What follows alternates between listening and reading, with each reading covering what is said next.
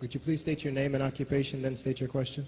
I'm Sakina D'Souza, and I'm a Catholic. I believe Brother Yusuf was a Catholic before. I would like to ask him the simple question. He was brought up like a Catholic, but what made him change? Doesn't he believe that the Messiah is true, or did he ever feel that the religion, Catholic religion, has not brought up any Messiah and the Bible is false? I would like to just know what that means, because he said he was a Catholic before and now he has become a Muslim. What made you change? What was that storyline before? Doesn't he believe that there is a Messiah, or the Messiah had come, saved us, died on the cross? Thank you very much for a good question. I hate to disappoint you, but I wasn't a Catholic. But I was with a Catholic priest the night that he accepted Islam. And I asked him these questions you asked me. Because after all, I was still a Christian, a preacher in Christianity, and I wanted to know why my best friend, a Catholic priest, had converted. That's a pretty weird thing. A Catholic priest is not like a regular preacher in the Protestant religion. A Catholic priest has given up everything. He's given up his life to be a Catholic priest. When he enters into this realm, he's basically given away everything. He can't have a wife, he can't have children, obviously no grandchildren. He has no home, he just lives in a rectory or wherever they give him a place to stay. And he's sent wherever they tell him to go, do whatever he's told to do, and that's it. And he cannot disobey the Pope, otherwise they can kick him out of the religion, and if they do, he's excommunicated and he goes to hell forever. So how would a person like this want to become one of those Muslim terrorists? That's what I wanted to know. He explained in a very few beautiful words something that I came to learn for myself. He said that he was sincerely in the Catholic religion because he believed in God, that he had studied, his degree was in theology, and a part of the teaching that they as priests have is to study Islam. Every priest is forced to study Islam. Now, you may not know that, but you can ask your priest and he'll confirm it.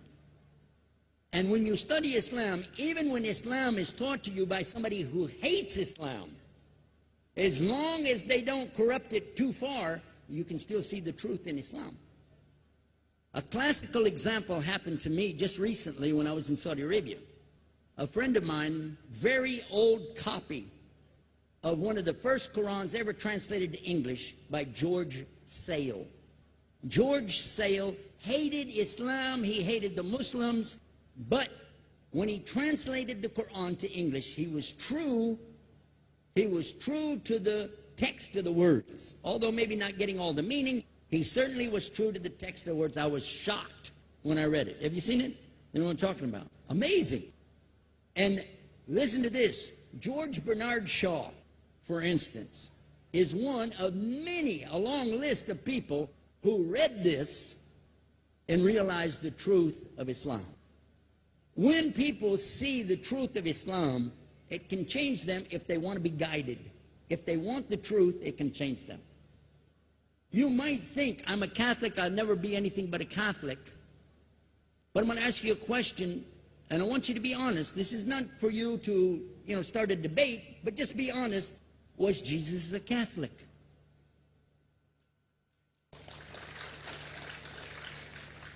And it's not open to debate, so there's no point in opening that up, because you know and I know he wasn't. The Catholic Church was in business about 300 years before Jesus was born. It's on their website. Don't go like this. It's on their website. That's where I took it from. The Catholic Church was really started in Rome by Alexander the Great. Do you know what the word Catholic means? It means universal. It was the universal church for the Roman Empire. If you didn't join it, you could not be a Roman citizen. And it was opposed to the teachings of Judaism and opposed to the teachings of the early Christians for more than 200 and some years. And they were diametrically opposed to each other to the extent that it was the Romans killing the early Christians. Now, if you understand that, and you go to their website and read, they didn't even take over Christianity until the year 325 AD. And when they did, they changed a lot of things. Again, referring to their own website. But if you want to check it in Britannica or Americana or grow your encyclopedias, go ahead and read about the Catholic Church. When, in August of 325 AD, at the Nicaea Council, they took over, first thing they said was, let's change the date of the birth of Jesus to be the same date as that of Mithras, which was the god, one of the gods worshipped there, and also the sun god's birthday was the same day, December the 25th, believing it to be the shortest day of the year. And Constantine was a sun worshiper of Sol Invictus. Go to the website, read it for yourself. There are a lot of points, but not the least of which, even today, if you go in any Catholic church, and I have, you'll see so many portraits and statues and idols and images throughout the whole place, that for the one who's never experienced that, for a Muslim who knows about these images, he'll be like, whoa, a'udhu billah. Whoa, what's this? The first time I walked in a Catholic church, I was about 10 years old. I was shocked. I was shocked at the idols and statues everywhere, because in the Protestant religion, we were brought up to believe that the second commandment was just as important as the first commandment. The first commandment in the Bible, in Exodus, is the same as the first commandment in the book of Deuteronomy. It says, I'm the Lord your God that brought you out of the land of Egypt in the house of bondage. You know no other God beside me. Beside me there's no other gods. Thou shalt not have any other gods beside me. How many in this room agree with that commandment? Raise your hand. You notice the Muslims are raising their hand, because it means Ashhadu an la ilaha illallah. That's the first commandment for us as well. The second commandment you have clearly says, thou shalt not make any idol, any graven image of anything that creeps upon the earth, swims in the sea beneath, or flies in the air above. And I was sitting in a church one time, sitting there in the morning service, watching, the preacher talk, and, they go on and on and on, and sometimes you lose your train of thought.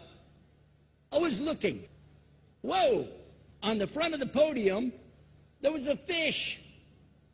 A fish. For the symbol, make you fishers of men. They had a fish. I said, whoa. Then I looked up above his head at the big stained glass window, and it had a dove, and he had the olive branch in his mouth. The dove is flying, the bird, I said, whoa.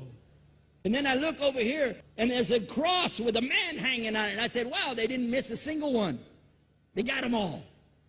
Something walking on the earth, something swimming in the sea beneath, something flying in the air above. So look at these two things. Clearly, the first two of the 10 commandments, bang, bang, boom. Because if you said God is more than one, where did you get it from? When Jesus is talking to his own companions and they ask him, what's the greatest commandment? Mark 12:29. Clear.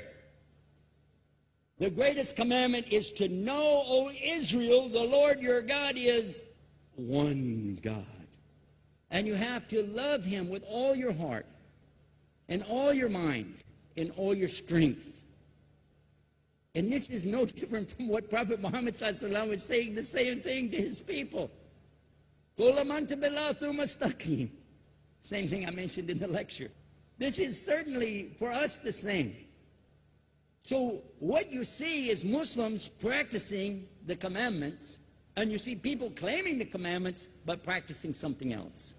And I have seen more converts from the Catholic Church than any other of the many sects of Christianity, and especially from the nuns, priests, and even an archbishop. And all of them are better than me. They still sacrifice their whole life to get the true message of Islam, not only to you, but to Muslims as well, because we all need to know about it. But thanks for a great question.